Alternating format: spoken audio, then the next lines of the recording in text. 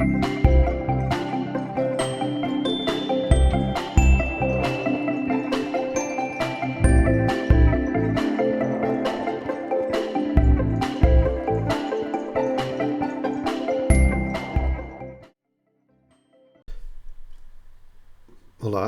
chamo-me Jorge Peixinho e este será o primeiro vídeo que espero de muitos sobre os ESREST, os ESBMS e como tentar tirar o melhor proveito da plataforma.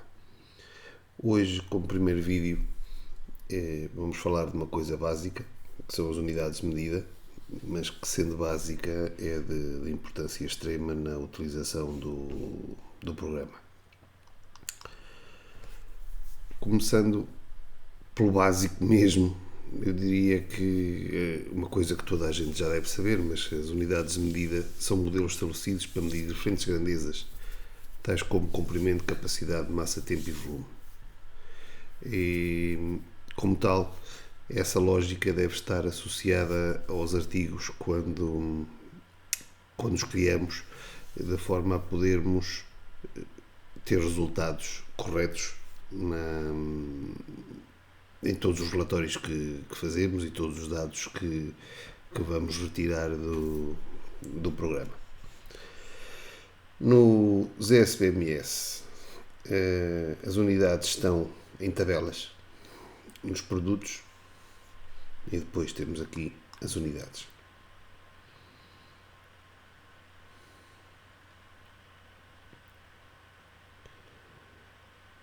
Vamos tentar ver se o ZSBMS não nos deixa ficar mal. Cá está. A criação das unidades é uma coisa básica. Clicamos novo, damos um nome à unidade e definimos em que lojas é que a unidade está presente. Eu aconselho, para quem tenha mais que uma loja, a dizer que está sempre em todas, porque podem não usar agora, mas mais tarde podem vir a utilizar ao criar um artigo que esteja presente em mais que uma loja e assim a unidade já lá está e não há qualquer problema.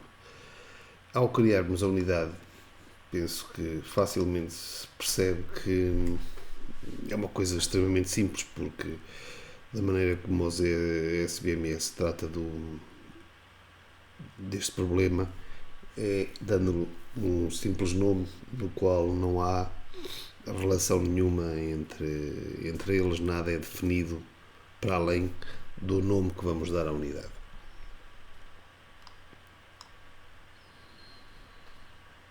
Quando criamos um artigo, existem 3 situações em que temos que definir a unidade. São eles: a unidade base, a unidade de compra e a unidade de inventário. A unidade base é basicamente a unidade com que nós queremos gerir o artigo. A unidade de compra é a unidade que nós normalmente compramos o artigo, se bem que neste caso podemos definir múltiplas unidades.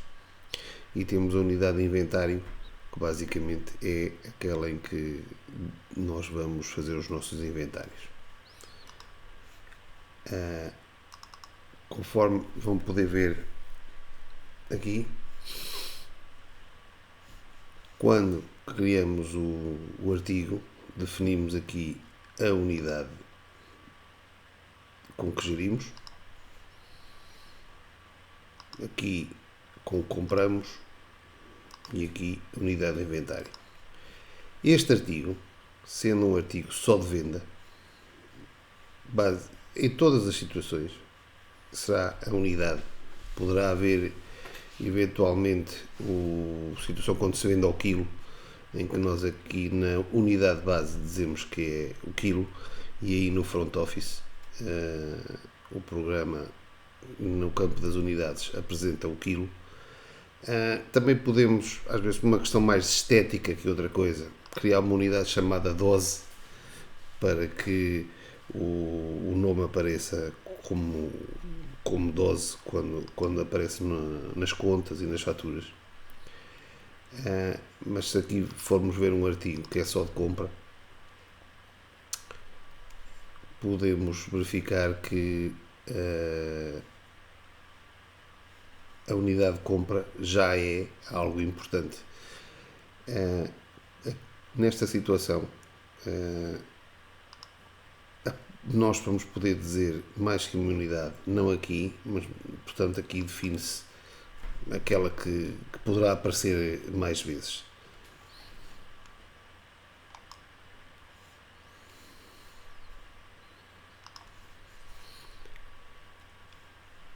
Quando numa situação dizemos uma unidade diferente da unidade base, eu vou colocar aqui uma garrafa é de 70 centilitros. O programa pergunta-me qual é a relação que existe entre esta unidade, a unidade de compra, e a unidade base. Neste caso, facilmente se depreende que, sendo a unidade base litro e a garrafa sendo 70 centilitros, que a relação há entre eles é 0,70. Também vamos encontrar esta mesma situação, ou seja, a conversão entre as unidades, se nós utilizarmos a função que nos permite ter mais que uma unidade de compra, em que eu venho aqui às unidades de compra e defino que esta situação, que a unidade 0,70 é igual a 0,7 da unidade base do litro,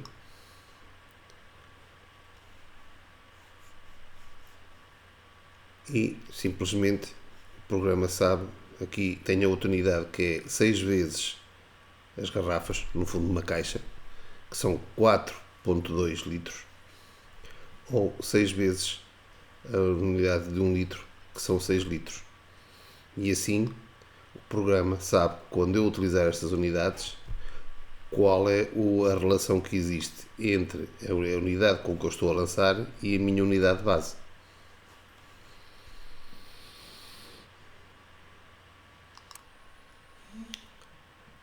Algo que pode fazer um bocado de confusão ao utilizador quando começa a trabalhar com o programa é o facto de os ESPMS e os ESREST não terem o conceito de embalagens. Assim, tanto as unidades que fazem parte do Sistema Métrico Internacional como as embalagens são todas lançadas nas unidades. Portanto, poderá parecer que estamos a falar ou a misturar as coisas, mas é assim mesmo que nós temos que fazer, que é as unidades do Sistema Internacional e as embalagens que nós usamos. Tenho aqui uns exemplos em que podemos estar a falar de unidades, podemos estar a falar de quilos, e depois temos unidades que vão representar X quantidade das unidades, por exemplo, ou vão representar X quilos. Eu tenho aqui como os exemplos,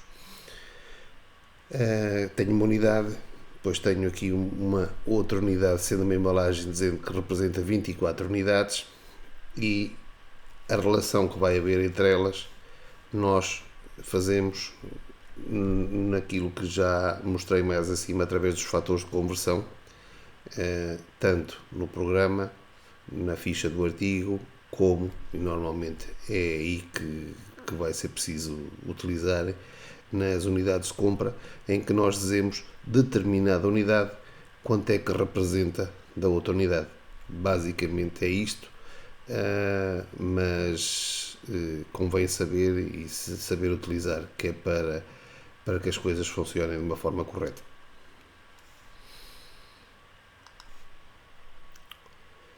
Dos maiores conselhos que vos posso dar, muito honestamente, é que se esforcem para manter as unidades simples.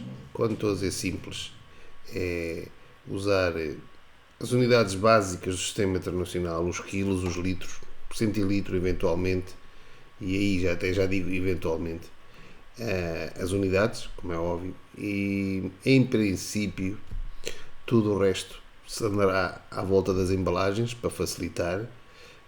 Tenho aqui este exemplo que a unidade de 30 litros que é para utilizar nos barris, mas quase que isto é mais uma embalagem do que outra coisa. E portanto, com isso nós conseguimos gerir.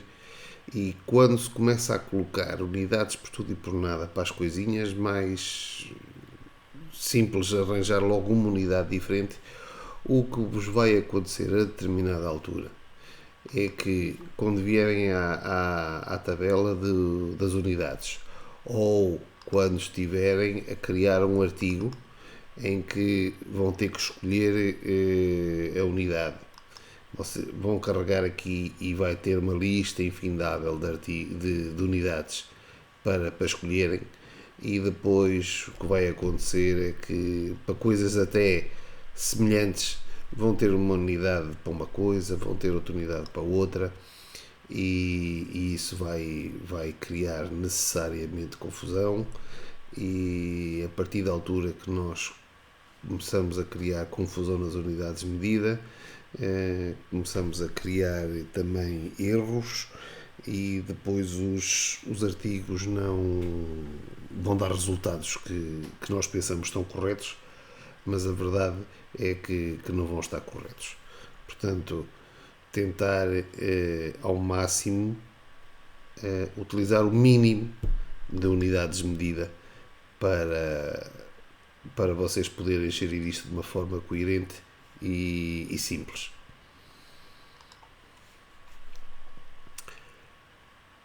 Um sítio que vos posso dar como um bom exemplo de utilização das unidades de medida e um bom exemplo de tentar manter as unidades simples é depois nas fichas técnicas. Eu vou-vos mostrar a ficha técnica de um fino, portanto, cerveja à pressão, 20 centilitros, e facilmente vocês vão perceber que consegue-se manter isto simples. Tenho aqui uma unidade, não tenho aqui a ficha técnica, porque estou na sede. A sede não tem fichas técnicas, as lojas sim, já têm. Portanto, vamos aqui, composição, e agora cá está. O que é que eu estou a dizer aqui? Estou a dizer que cada vez que eu venda este artigo, fino 20 centilitros, para o programa ir ao artigo barril cerveja Heineken e descontar-me 0,02 do litro, ou seja, para me descontar 20 centilitros. Como veem, eu em vez de ter aqui uma unidade chamada centilitro, ou ter uma unidade chamada 12,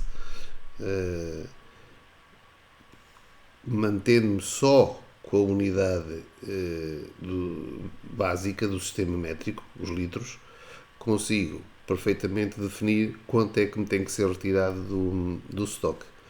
A vantagem de eu usar litros e não usar, imaginem divisões, quando estamos a falar não aqui da cerveja, mas há sempre a tentação, por exemplo, quando estamos a falar das espirituosas, de dizer que para tirar 14 diabos, assumindo que a garrafa dá para 14 doses. O problema do 14 diabos é que quando começamos a fazer depois estas contas, vai dar valores muito... uma série de casas decimais que depois não conseguimos entender muito bem aqueles valores. Quando, por exemplo, aqui os 5 centilitros, 0,05 do litro, são 5 centilitros. Os múltiplos, quando eu vendo várias garrafas, vão sendo sempre mais fáceis, 5, 10, 15, portanto tem sempre uns números bastante redondos e que facilmente eu consigo depreender de onde é que eles vieram. Detalhando melhor o que eu acabei de dizer, podem ver aqui neste exemplo que uma garrafa 70 centilitros em doses de 5 centilitros dá exatamente 14 doses. Isso já tínhamos chegado a essa conclusão. 14 doses vezes 0,05 dá exatamente 0,7, ou seja, a garrafa completa. Se tentarmos usar o método da divisão da garrafa por 14 doses, temos que pegar uma garrafa dessa garrafa 70 centilitros, mas na verdade é uma garrafa, portanto pegar em 1 e dividir por 14, que dá esse número absurdo de casas decimais que podem ver aí. Como o programa não utiliza mais que 3 casas decimais, portanto só podemos aproveitar as 3 primeiras casas decimais, daria 0,071 vezes a divisão de 14 que a gente fez, o que vai dar 0,994, ou seja, vai dar o problema do arredondamento, vai dar um erro enorme, vai dar um valor mais próximo do litro do que se fosse do que o 0,7 que seria verdade. Ou seja, temos resultados errados. Não tendo apontado aqui, posso-vos dizer que poderia haver aqui um outro problema quando dividimos a garrafa pelo número de doses. É que, e isto acontece em determinadas situações, em que vocês podem estar a usar uma garrafa de 70 centilitros, mas também podem ter da mesma marca, a mesma bebida, ter uma garrafa de 70 centilitros, 75, ou podem ter uma garrafa de 1 litro. E a divisão era totalmente diferente. E nós não conseguimos fazer isso na ficha técnica. Mas se usarmos como uma unidade de base o litro e depois dividirmos, neste caso 0,05, ou seja, usarmos uma divisão do litro para definir a dose, independentemente de estarmos a usar uma garrafa de 70 centilitros, 75 centilitros e de litro, tudo misturado, as contas vão sempre bater certas. E essa é uma grande diferença. Penso que valeu a pena esta à parte. Vamos continuar então.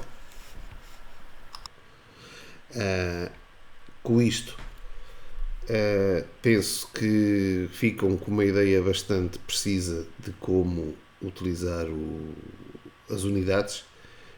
Estarei ao vosso dispor para qualquer pergunta. Basta verem agora no fim do vídeo o link para o site, onde temos um blog com informação sobre a restauração e o retalho, e onde vamos ter também estes vídeos colocados. Agradeço a vossa atenção. Até um próximo vídeo.